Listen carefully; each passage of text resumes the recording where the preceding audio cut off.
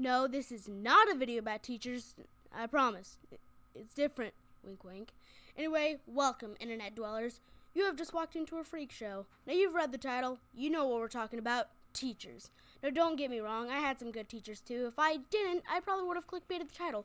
Horrible teacher at school. Please call, not clickbait.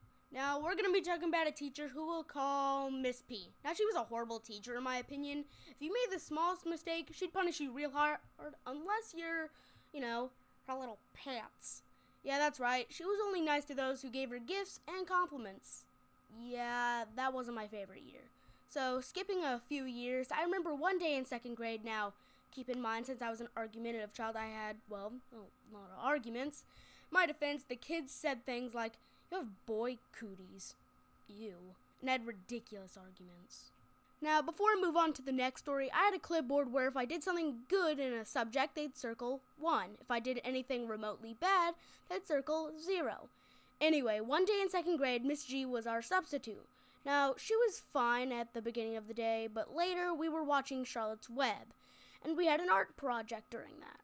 Now, we'd have strings to tie around a plate through the holes, or that's what I thought. She came over and marked 2 zeros on my clipboard because apparently I was doing it wrong and I wasn't, quote unquote, paying attention.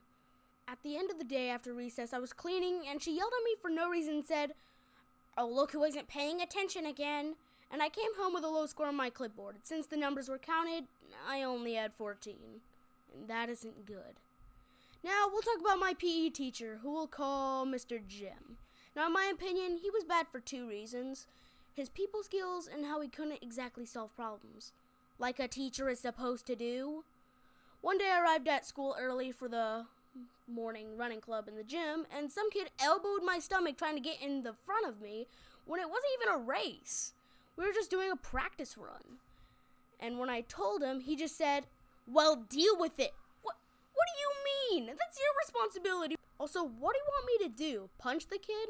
Now, my parents told me before, if a kid tries to attack you, fight back.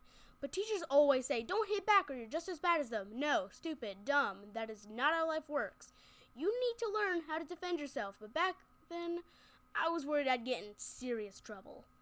Now, it's time to wrap things up. Tell me in the comment section below a story about your worst teacher or substitute in school.